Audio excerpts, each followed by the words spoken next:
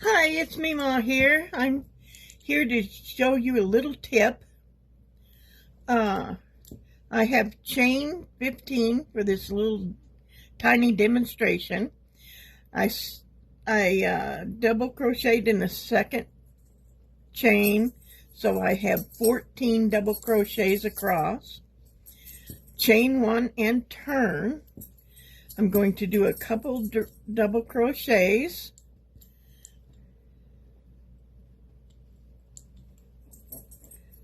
There's 1 and 2.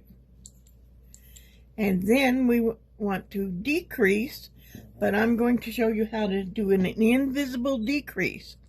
So yarn over, insert your hook in the front loop only of the next stitch and in the front loop only of the second stitch.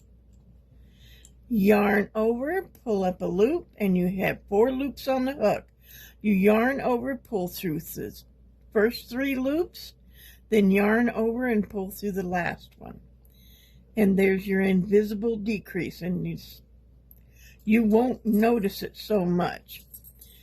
And so I'll do a couple more double crochets.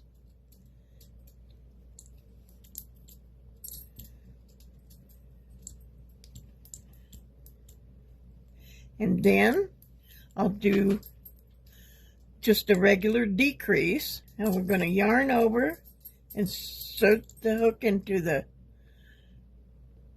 stitch as normal, and then pull up a loop, and then insert your hook into the next stitch, pull up a loop, yarn over, pull through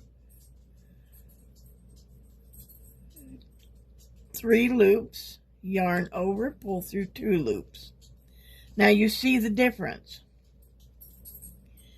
This is the, I'll put another double crochet just so it stands out. Okay.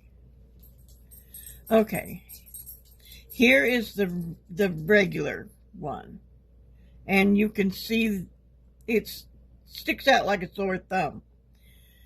This one here is the invisible one, and you barely notice it, where this one leaves gaps on the side. It looks like a little cone shape.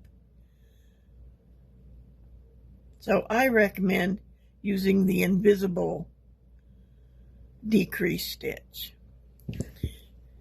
Okay, so there's your little tip. Happy crocheting. Happy day always. Hello, my crafting friends. It's Mema.